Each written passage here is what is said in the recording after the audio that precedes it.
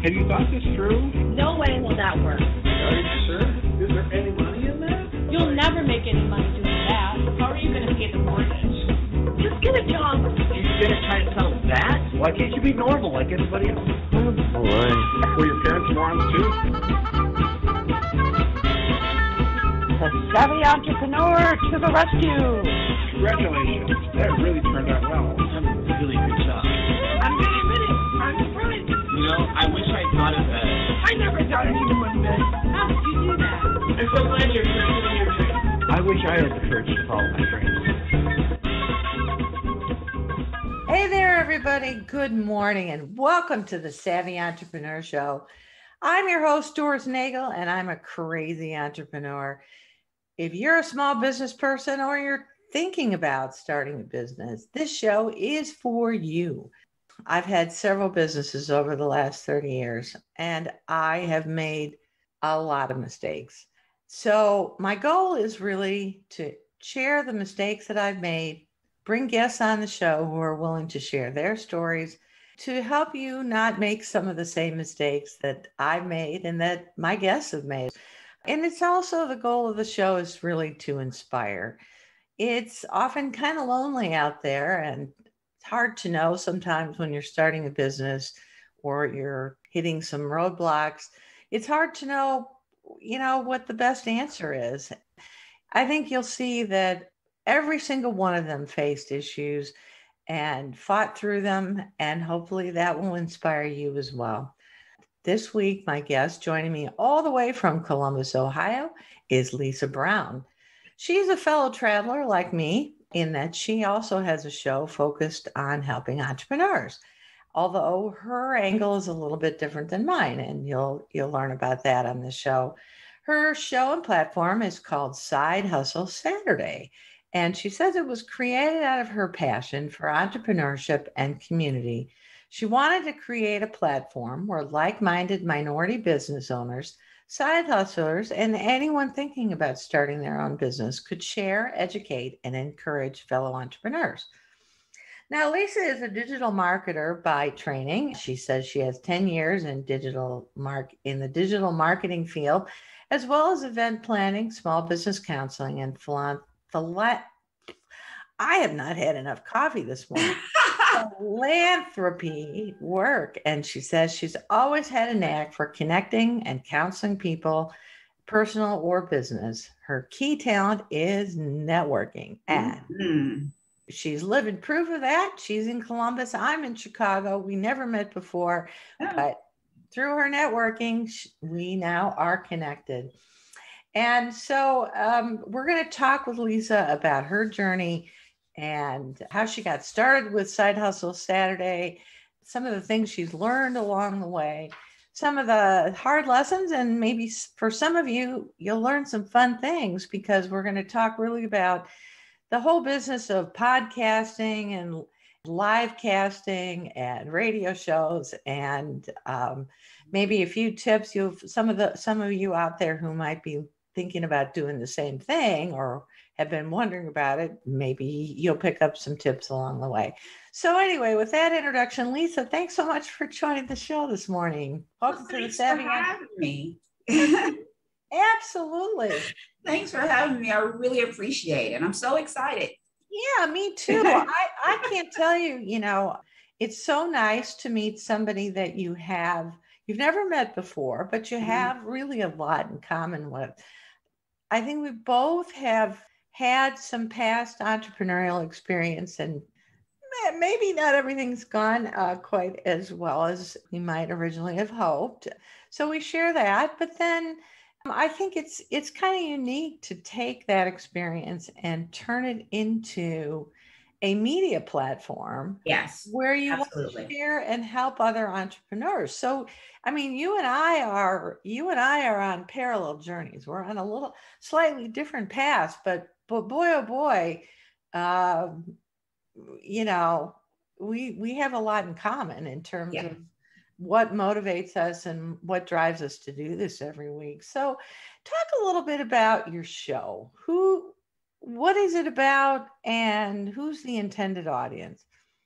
Well, my show, Side Hustle Saturday, I I started it last year during COVID. We were in a COVID lockdown, and there was a lot of things, as you know, last year that were going on. We had a lot of racial unrest. We had the pandemic, and just a lot of things were going on. And I wanted to do something.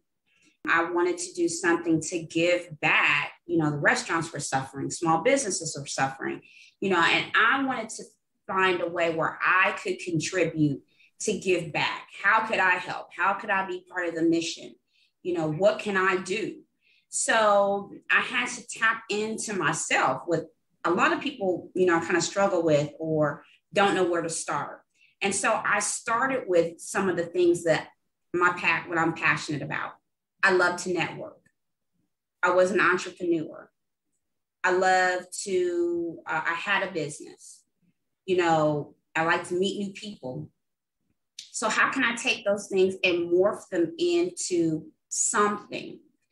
And so the idea came to me to do a live show. Everybody was going live because you know why? We were all at home. So I'm jumping on the bandwagon like everybody else. Have I ever done a live? No.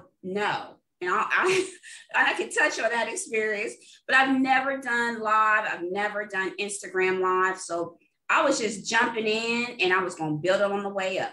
I had no experience, but I was so passionate about talking to people and learning their entrepreneurial journey. I didn't care. I'll just figure it out and make it do what it do. I always say that. So I started Side Hustle Saturday. I talked to a girlfriend of mine, and she's like, I might have somebody for you as my first guest. And it really started out as Quirks and Conversation. And then it morphed into Side Hustle Saturday. Uh-huh. So that's how I pretty much got the platform off the ground. I wanted to talk to Black-owned businesses as what their entrepreneurial journey was. How did they get started? Why did they get started? Give me some tips. What were some of your challenges? Right. And so we could learn from each other, because sometimes we can get so siloed as entrepreneurs, thinking like I'm the only one on this journey, but it's really not true. We're all on this journey together. So why not go on the journey together and let's learn from each other and help each other build as we grow. Yeah, it's interesting. I did a little segment for my show that's airing in just a little bit. And it was about loneliness and entrepreneurship. And, it was interesting. I like doing those little segments, frankly, because it's a great opportunity to kind of learn about a topic where I kind of go, I read something and then I go, oh, that's kind of interesting. I wonder, I read something about why entrepreneurs should have coaches. Athletes have coaches. It's appropriate to talk about athletes having coaches with the Olympics going on, right? And but even NBA All-Stars have coaches. So why not business coaches? And so I started with that thread, and I started reading, and it talked about how coaching can help entrepreneurs with chronic lowness. And I thought, that's a very interesting topic in and of itself. That is interesting. And it turns out that, that old saying of it's lonely at the top. Yeah. For sure. Say it really flippantly, but it's a serious issue for business owners, whether they're CEOs or founders or just the owner of the business. The buck stops with them, and it's a big burden for a lot of people. So, so the idea of bringing a community together like you've done and sharing, I think that's a really great thing. And if loneliness is endemic to business ownership, then creating a sense of community if you can do that, that's a great thing. So kudos. Yeah. And I think that's key. I think there's two buckets people get into. I think they get into, this is mine. I don't want to share it. I'm not going to tell y'all nothing. I figured it out. You figure it out too.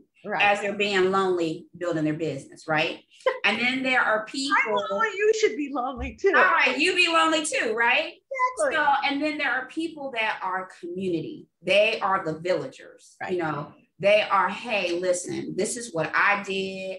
I bumped my head a little bit. I made some mistakes. Right. Let me tell you. I'm not going to exactly tell you how to do it, but I'm just telling you my experience, and maybe you can kind of learn from that. Or, you know, I always hope with my platform, my show, if I could just reach one person that says, man, that really affected me, that helped me out, thank you, then I'm doing something right.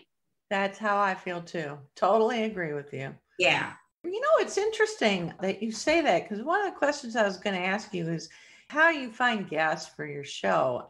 And it's not just about how do you find guests, right? You alluded to, it's important to find good guests that amplify the message, right? Because I'm sure you've had one or two guests, and I have too. I've tried to screen against that, but I've had a couple of guests who I think are more about, let me tell you what I've done and all that, as opposed to here's some of the things that are hard and how can I help you through the hard part? Let's talk about the messy.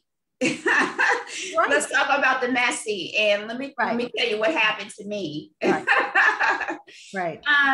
It's funny that you talk. I could do a whole show on guests.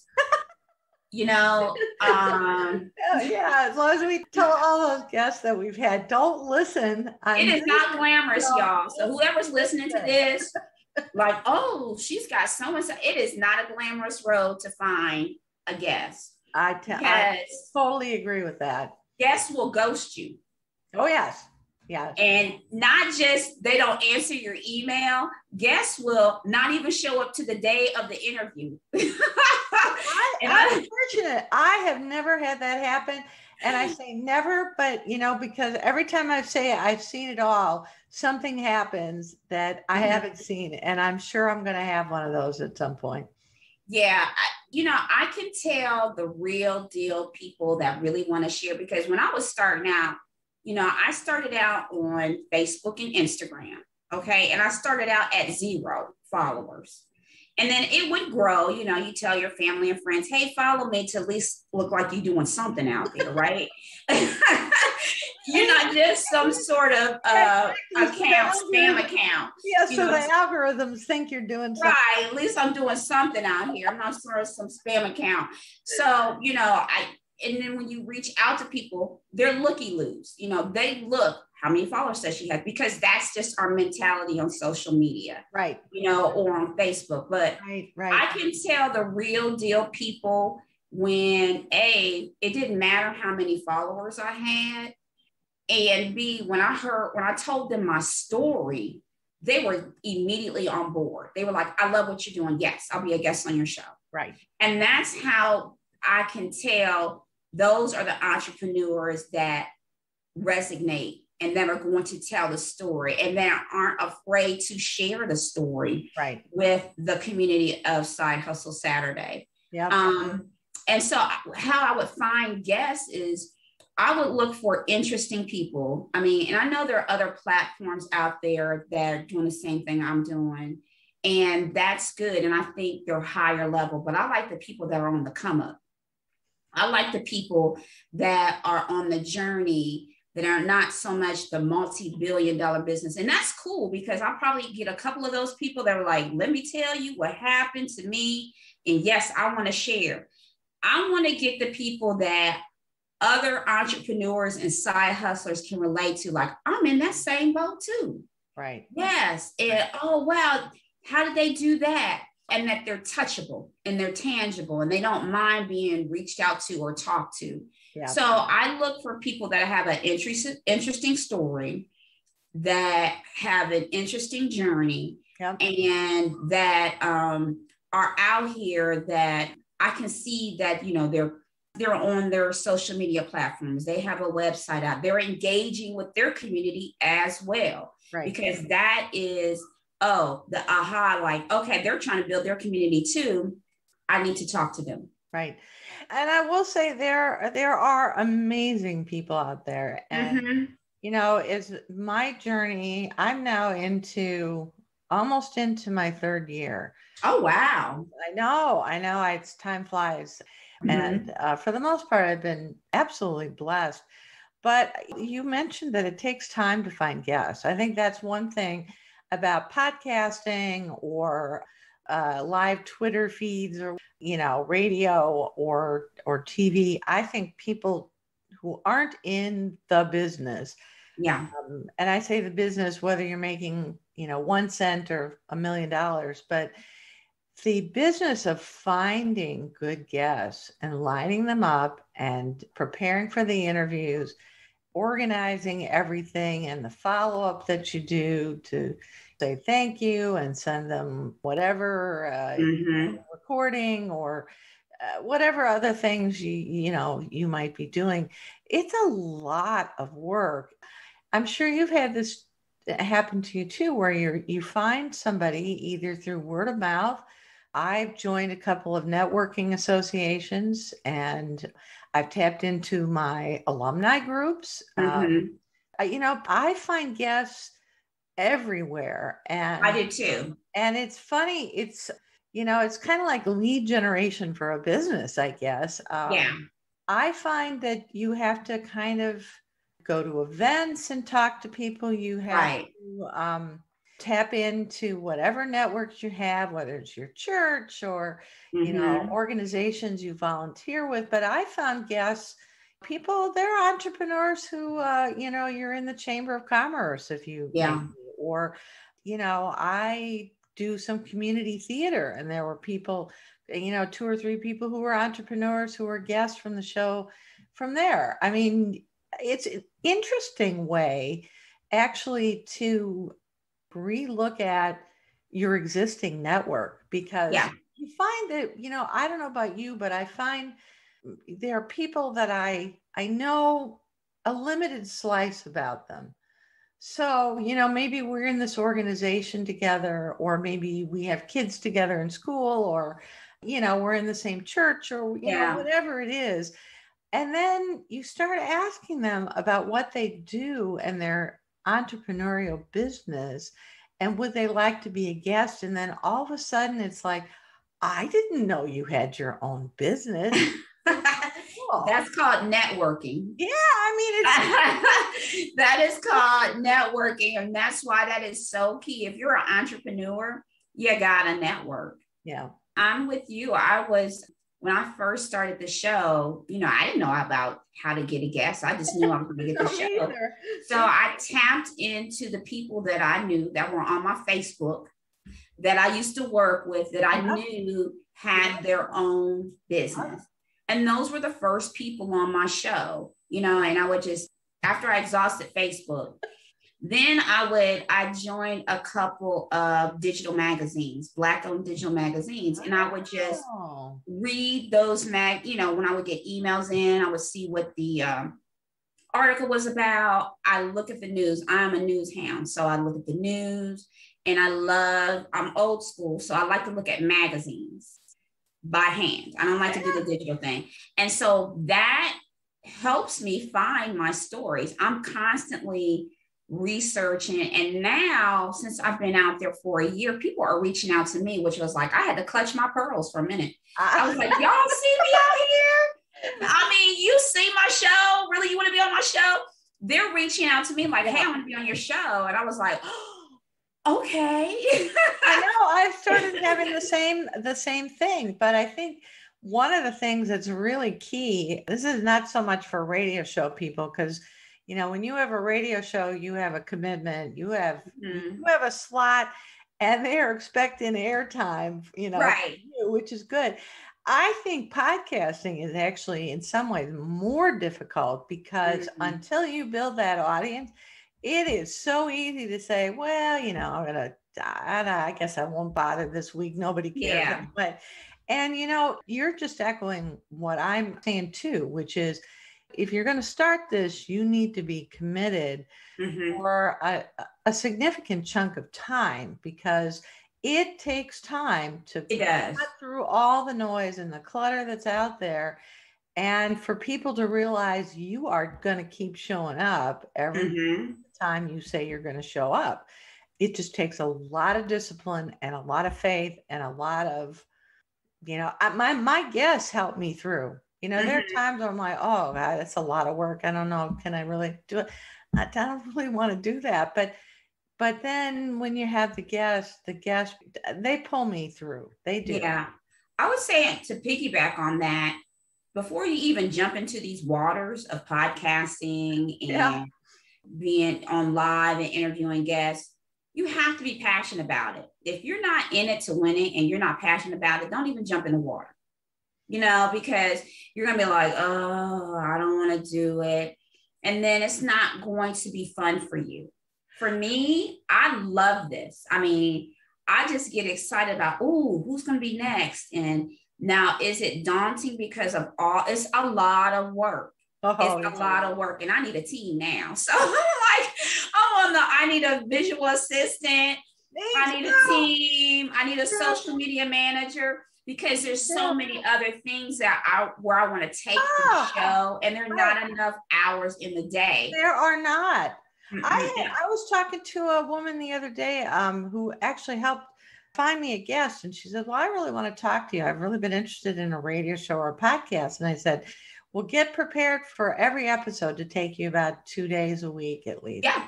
How could it possibly? I need to hear more about the workflows that you do, because I don't believe that. And I'm like, well, it's so true.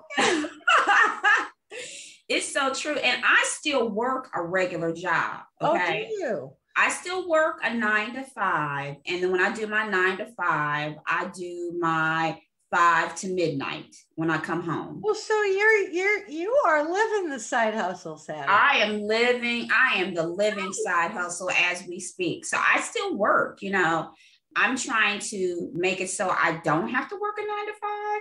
But, right now that's not feasible. So I still work a 9 to 5. So when I say I'm passionate about what I do, I mean what I say. I mean, there's been times where my son has had to tap me on the shoulder and say, go to bed, because I'm up, my eyes, like I've drunk a pot of coffee and I'm still tapping on those keys. I got to do this. I got to do this. And I'm not tired. I'm not tired because why? Because my passion is driving me, because I know that what I can make of this could be huge. So, that was my go-to. Now, when I get to the point where I don't feel like doing this, I don't want to do it no more, then I'm gonna have to step back and reflect. And also from a mental standpoint, are there times when I have to step back and okay, let me let my brain relax a little bit? Yes, I do take those breaks. I'm not always on the go. Yeah. But I would just say, for anybody that's going to get into this arena, be passionate. Be very passionate about it. Be disciplined. But the passion is interesting. Somebody who did voiceovers, he's not in radio, but he does voiceover work, told me, he said, one thing I'll tell you, he said, when you're working in audio only, especially, people can hear you smile. And that stuck with me, because if you have low energy, people will hear it. They hear that's it. So true. From your perspective, what makes a great guest for your show? And what makes one not so great? One that shows up. No. One that shows up. No, I'm just kidding. Well, they say, half of life is showing up. And right. I guess the same is true for podcasting and radio. One that makes a great guest is one that isn't afraid to share. Yeah. One that isn't afraid to tell the true story. Yeah. And it's not about, this is what I did, and it's very dry about it, and they're true, what I call, like I said before, a villager. That is, hey, if you want more information, you can reach out to me. The guests that are open. Yeah. I think that makes a great guest. And they're willing to come and talk to and be part of the community. And I've made some really, and the funny thing is I've made some associates that I can still reach out to, Absolutely. that I still talk to after being a guest on the show. And that's been incredible because, you know, like I said, you build this sense of community. I can tap into that person. And it's not just business. It's just like, just somebody I can just talk to as a friend or building a relationship with. Yeah, and you and I were talking, I think, before the show about something we both do, which is try to follow the companies and, you know, link with people on social media. I see their posts and what their business is doing. It's kind of like, you know, for some of them, I'm hooked on the story. You know, I'm hooked on their journey because I've heard the backstory and how difficult maybe some of the times have been. And so when I see them, I follow their company and I see, you know, for example, one woman has a medical device company, which is a really hard thing to do. Mm-hmm. And it's hard for women in medical devices. Yes. There just aren't many. But I saw on social media that her company, her device finally got regulatory approval. And that was huge. I knew that was a big milestone for her. I knew that was something she was struggling with. Mm-hmm. And so, you know, I reached out and said, wow, great job. And, you know, I try to do that with my other guests because they're not just a disembodied voice or a face that appears. You realize I get hooked on their story, honestly. I do too. The same thing. And the thing I do is I like to support. My pockets don't like to support, but I like to support as a person. You know, I need to get more pocket money to support, but you and me both, lady. Support, the Black-owned businesses that I interview. So if they have a product that I could buy, I will buy it. Yeah. If they have a service that I could use, I will use it. So I'm all in when it comes to, hey, be on my show.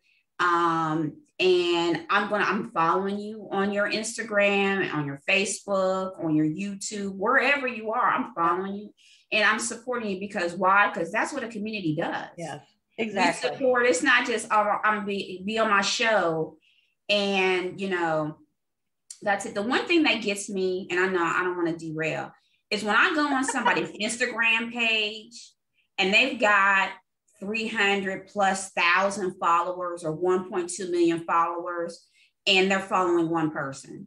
Who does that? I'm like, really? I was just like, no, you know, I don't think so. Yeah. That just gets me. So I'm really passionate when it comes to, you know, community and really sharing the experience of being an entrepreneur. That's what it's all about, you know, and I will look at, there's some guests that I've had, there's some guests that I've researched that I've looked at their site. They haven't been a guest, but I was just doing my research to be a potential guest. And I'm like, I don't know if that's going to be a good fit. So I've had those experiences as well. You know, when I look on their social media platforms or read their stories, I'm like, I don't know if that's a good fit. And that's okay too. You know, it might be a better fit somewhere else, but for what I'm doing and for my platform, it just wasn't a good fit. Yeah.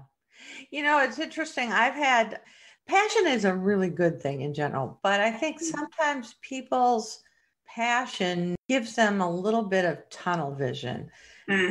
Because I've had a couple of guests who were so passionate about what they were doing. They just wanted to talk about what they were doing. And it's hard to explain to maybe people who haven't been on at many shows or different kind of talking platforms, but those are actually tough guests. The story may be great, but it's hard for listeners. What listeners want to hear is a dialogue. Yes. You know, they want to hear the back and forth because that's really where the fun comes in, I think. Yeah. And if somebody is talking and you find yourself trying to interrupt them, just slow the train down a little bit. It's, you know, it's a little hard. Because then I can tell, I've derailed them. And then they're like, where was I? She interrupted me, and I find it funny, but, I'm sure it's hard for people. I've had those guests while I was live. Literally, and I would ask a question and they're on that one question, the very first question out the gate for 15 minutes. Yes. And it's like, I don't know. I think sometimes, like you say, it could be a nervous tick, that they just want to get everything in and I don't want to miss anything instead of being guided. So I would say to those people, let the person guide you. You'll be able to get, trust the person that's interviewing you right. when you're a guest on the show, because they're going to guide you and prompt you to talk about what you want to talk about, Absolutely. But it takes a certain, I think you have to have your antenna working pretty well, because I think some people, and there are these entrepreneurs, right, who just have this idea that they're just, and they are so passionate about it that it's like, they just, that it's all there is to them, and they can't. I think some of them maybe have lost perspective, and I think that does happen with entrepreneurs sometimes. I would agree with that. I think with passion comes focus. You've got to stay focused and not derail. Right. And the passion is the one part, but the focus and a little bit of business acumen. Yeah. I hate to say that, but it's so true, because,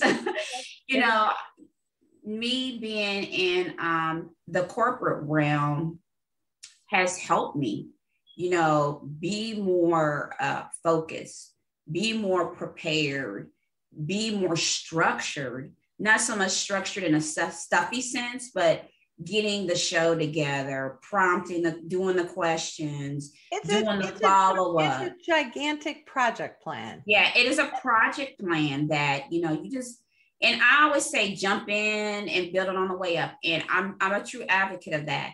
Yeah. But bring in some of those other elements too as you're jumping so it's focused and it doesn't look like you just out here flailing, doing whatever, and you're all over the place, just kind of bring it in a little bit so you have that, and so you don't get at the end of the day, so you don't get overwhelmed, like, I don't know what I'm doing. And then you just chuck it, and don't do that. That's the worst thing you can do, because then you're off the track. But yeah. So, you mentioned that you've had a couple of goes at being an entrepreneur, and I'm so have I. And a couple of them really cratered quite spectacularly. And so I'm curious about that and how that's affected how you approach the show, maybe, and even the guests that you find, and how it's colored your whole approach to Side Hustle Saturday, or maybe even that you even created it because of that. Well, the backstory behind that is, working for somebody, that's, I've always kind of felt like, I don't know if this is right for me. So I didn't know what I wanted to do as an entrepreneur, right? I was trying to figure it out. I don't know what. I don't know what. All I know is I don't want to work for anybody. That was my story. I did not know what my journey was going to be. Right. So I just wanted to do something. Right. So I was throwing spaghetti at the wall, And so one of the walls I threw it at was eBay. I had a business on eBay, and I did I did consignment. So people would clean out their closet. I would sell it for them on eBay, and we would split the profits. Right. I did that for a little bit, and then I switched it over to, I would go and thrift and resell those items. And then I switched it over to, home goods. I would get home goods, home accessories, and sell those items. But when I was doing that, I was doing because that's what everybody else was doing. It wasn't really what I wanted to do, because I knew that because I also have some retail in my background, because I came from the retail world as well. And so that was like, that's what I knew. I knew retail. I loved to shop, and so I was like, I'll just dip my toe in that. But it really wasn't what I wanted to do. Oh boy. So, I had to just keep throwing spaghetti at the wall till it stuck. And what stuck for me, and this was a surprise and a delight for me, was this whole, I've never been live. I've never done that. I've never had to rustle guests to be, I was going to say, wrangle guests to be on a show. That's a long way from selling consignment stuff. I know. Like I said, it was a surprise and delight. I didn't think that this is where I would end up and then really like what I'm doing, really enjoying some of the things, my journey as I'm like evolving this, and people are like, can you teach a class? Can you do this? What about this? Wow. Because there are people that don't know what some of the things I know and what I've learned. So I'm like, you really want to know about that? Yeah, I want to know about Instagram. I don't know nothing about Instagram. Really? And so that's surprising to me, but I do that on a regular. So, circling back around, I've had businesses, and the eBay thing, it was cool. It was all right, but I just wasn't feeling it. I wasn't really passionate about it. And so, like I said, what surprised me is something that what I'm doing now, Side Hustle Saturday, I'm really into it. And it failed. I mean, it failed because I didn't want to do it. I let it fail. Yeah. I think that's an interesting angle. I've often thought that about a couple of my failures too, which were that I think I did them for mine. They were both consulting businesses. And I think I did that well. And one was another business that I did with a friend. They were all three poorly thought out because I had done no market research on any of them, including the ones with my two friends. We had what we were convinced was a great idea, but unfortunately we did zero market research, which is pretty amazing and embarrassing because one of the three of us was actually a marketer by training. So I don't know how that happened. But from my standpoint, I knew people needed the services that I had to offer. The problem is that most businesses fail. The number one reason is because there is no perceived market need. Now, that can be you have a bad product. Yeah. But it can also cover things like you're not marketing, your messaging is off. Yeah. Your pricing is off. You're not credible. You're just not hitting your target market and you're not resonating with them. Yeah. And, there are some services that there's a market for, but unless you have big time prospecting tools at your service, if there's not enough of them, eventually your business is going to wither and dry up on the vine. Yeah. So speaking of businesses that make money. So both of us have a business in a sense. You have Side Hustle Saturday. I have the Savvy Entrepreneur. And yet one of the challenges that I wrestle with a lot is monetizing it. So I know that's been a challenge for you too. What have you tried and what are you thinking about in terms of monetization? I am currently trying YouTube. So I just launched a YouTube channel. I started out on Facebook and Instagram. Yeah. And I found that, I was really heavy. Hitting hard on Facebook, running ads and all of that. But what I learned Did that help? Did that help the ads? It did help. It helped grow my followers and likes on Instagram. Okay. But from a monetization standpoint, that didn't help. because Facebook's platform, when it comes to monetizing, is a little bit difficult to monetize, So then I switched over to, I was still using Instagram, but I wasn't as heavy on Instagram. So then I looked at Instagram. Well, I didn't like the Instagram live platform because I've had some issues with that. And, my followers weren't growing as quickly on Instagram as I would see some other people and we can talk about that on another show, Doris, how people get followers. But anyway, because I like my followers to be organic. I don't buy followers. I might follow you and you follow me back. I'll do a follow for follow, but I don't, go out because you can buy followers. So my Instagram really wasn't monetizing. Yeah. Wasn't monetizing all that quickly. So I kept hearing, YouTube, because people always say video is king. Yes. A post is queen. And you just have to have a balance of the two. So now I'm starting my journey on YouTube to monetize. And it's going to be a long. That's a hard one too, though, because I read somewhere that YouTube, and what we're talking about here obviously is YouTube and the little ads that before you click on it that show, or in some cases, annoyingly, about every 30 seconds, there's some ad that pops up.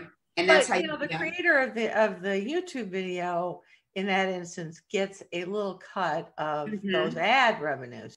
But I read somewhere that YouTube has changed that, where you used to have, I don't know, you didn't have to have that many followers. Now you have to have quite a few, I think. It stayed the same. And I just started. So I'm not at the 1,000 followers and 4,000 watch hours. I just started. I just know that when people look at stuff and they look for stuff, they Google it and they bring up a YouTube video, or they go on YouTube. They either go on Google or they go on YouTube to figure out how to, what's going on or whatever. So I just decided to do that because I felt like it was easier.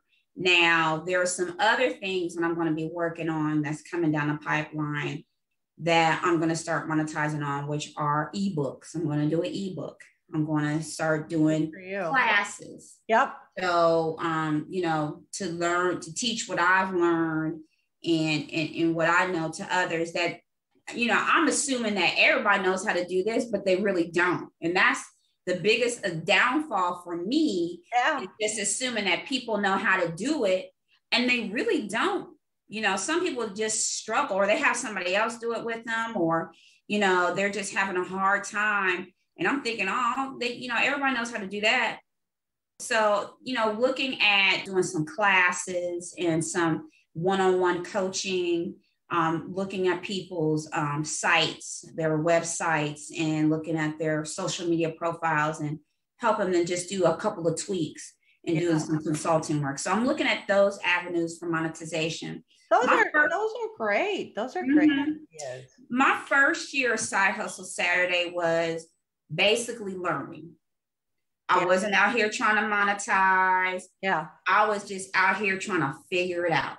There is a lot. I mean, I don't want to scare people who want to do this, but if you're out there and you're trying to do live shows and or podcasting and or, any kind of other social media content that you want to create out of it, it's there's a fair bit of process to it. Everything from equipment to editing to, lining up guests to they're It is. And I wanted to take that full year to learn that. Yep.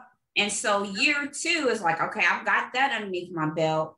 What can I do next? So year 2, I'm figuring out this whole, monetization. How do I grow? How do I evolve? Yep. And so that's what I'm doing in year 2. And now I need to plan year 3. I should be all, monetized already, starting to monetize and, thinking about evolving. How can I grow? Well, all right. So you just did a segue right there into my next question for you, which is, where do you see Side Hustle Saturday growing? Where do you want to be a year from now or 2 years from now? What does it look like?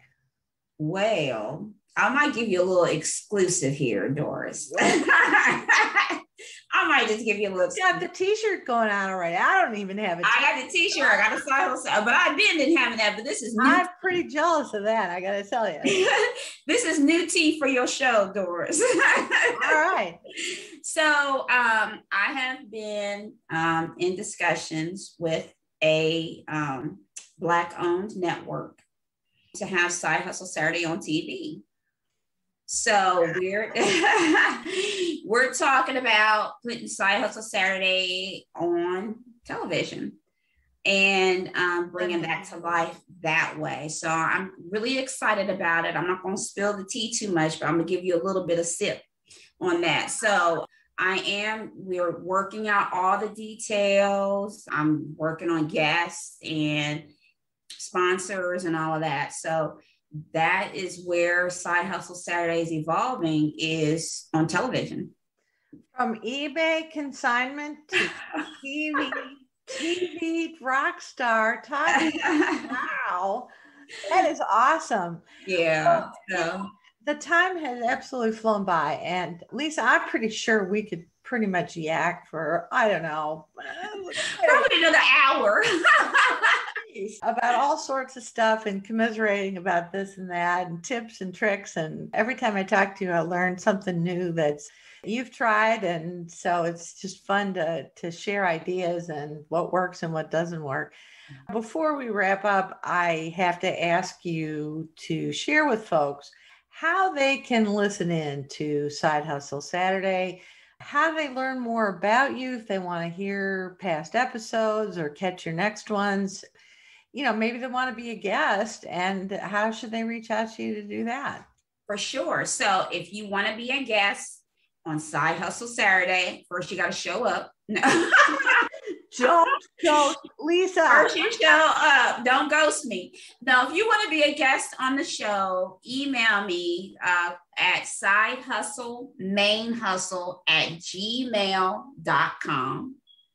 And if you want to see some past episodes, you can look at those episodes on Facebook at Side Hustle Main Hustle on Facebook, or you can go to my IG at Side Hustle _Saturday. Please follow, tag, share, follow, like. That's my mantra: tag, share, follow, like. And as I stated before, I am now venturing onto YouTube. So you can find me on YouTube under Side Hustle Saturday, or you can look up Side Hustle Saturday Hustle Talks. All right. And are you on LinkedIn too? I am not on LinkedIn yet. Okay. No. Mm-mm. Well, one of these days, I'm there too. But it's been absolutely delight having you, Lisa. Thanks so much for joining the show this week and spending a little time sharing your story. And it's been fun just, swapping ideas and funny stories with you. So thanks for having me. This was so much fun. And I really appreciate you allowing me to share my story and my journey. And it's been fantastic. So thank you so much. Well, you're absolutely welcome. Thank you for your time. And I hope folks who are listening or watching do go back out there and listen to some of Lisa's episodes. They're absolutely great. And I think you'll find you learn a lot. And her style, as you can tell from listening, is just so down to earth and welcoming and supportive. So anyway, I encourage folks to go check out her platforms. Well, we have just a couple of minutes left, and I thought it might be interesting to talk about a common theme I've noticed with some of the would-be entrepreneurs that I've been mentoring lately. Whether it's an individual who has 2 or 3 possible businesses in mind but just can't decide which one to start on, or the individual that has a great product idea but just cannot decide the best way to package and market it. It seems like a lot of first-time would-be entrepreneurs suffer from a kind of paralysis. They're terrified of making a mistake. I think it's an interesting balance that you have to achieve as an entrepreneur, because there are certainly would-be entrepreneurs that are so focused on action that they're essentially ready, shoot, aim people. One entrepreneur that I worked with a couple years ago envisioned a catering business, and he rushed out to buy a building and start retrofitting the kitchen, only to find that there really wasn't a market for the kind of catering business he had in mind. I kid you not. So if you've listened to the show previously, you do know I am a passionate advocate of market research before heading too far down your path. I failed to do that with a couple of businesses I've been involved with. And believe me, they caused the business to crater, and I lost a lot of time and money. But at the same time, every single entrepreneurial mindset tool, and by the way, that's a topic I think I'm going to dedicate a separate segment to, which is the profile of what an entrepreneur looks like. In other words, do you really have what it takes to be an entrepreneur? Not just your business idea and your business plan, but are you wired to be an entrepreneur?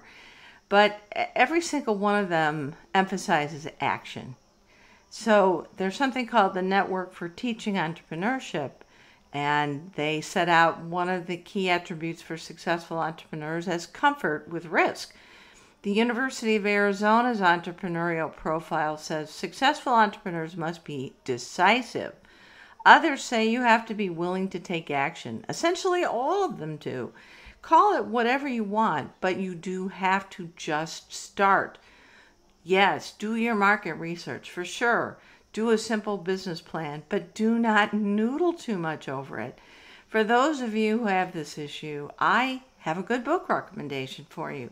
It's called Just Start. The author studied successful entrepreneurs and concluded they use a process called creation. Now, I think that's just a fancy word that these consultants came up with. It seems like consultants and authors like to do that to justify the high price of their services or their book. But I think it's just a fancy name for the scientific method, which we all learned when we were in grade school or junior high, which is you have a hypothesis about what might work and why. You take a small step that is well within your acceptable margin of loss so that you can measure and assess what you've done. You take a look at the results, and then you decide on your next baby step, and you rinse and repeat. Well, yeah, they wrote a whole book about this. I find that a little hard to believe, but they did, and a lot of people have bought the book. For successful entrepreneurs or second or third time entrepreneurs or even the ready, shoot, aim crowd, this book really is not for you. But if you're a would-be entrepreneur and you're a noodler, sometimes paralyzed by all the options, it might help you. There are lots of stories in the book to inspire you and exercises to help get you off the dime. If that sort of thing, though, doesn't help, it might be time to look in the mirror and just acknowledge maybe you're not cut out to be an entrepreneur. And there's no shame in that. Being an entrepreneur is really hard. And even if you're smart and decisive and have a great product, it's still more than likely that you'll fail based on just the statistics year after year. The unfortunate reality is that having a great idea for a product or service and not wanting to work for the man, as they say, or the woman, is just simply not enough to build a successful business. But I do like having the book on my shelf. Sometimes just seeing the title on the spine, Just Start, is helpful in reminding me to move forward, take small steps whenever I have doubts. And who knows, maybe that'll help some of you as well. So that's our show for this week. Thanks so much to all my listeners. I appreciate it. You're the reason that I do this. And thank you especially again to my guest this week from Columbus, Ohio, Lisa Brown, who's the host and creator of Side Hustle Saturday. Now, you can find more helpful information and resources on my website, which is globalocityservices.com. And because the show is for you, my door is always open for comments. I'd love to hear from you with questions, suggestions, just to shoot the breeze. You can email me at dnagel@lakesradio.org. I promise you'll always get an answer back from me. Now, be sure to join me again next Saturday at 11 a.m. Central, noon Eastern. But until then, I'm Doris Nagel, wishing you happy entrepreneuring.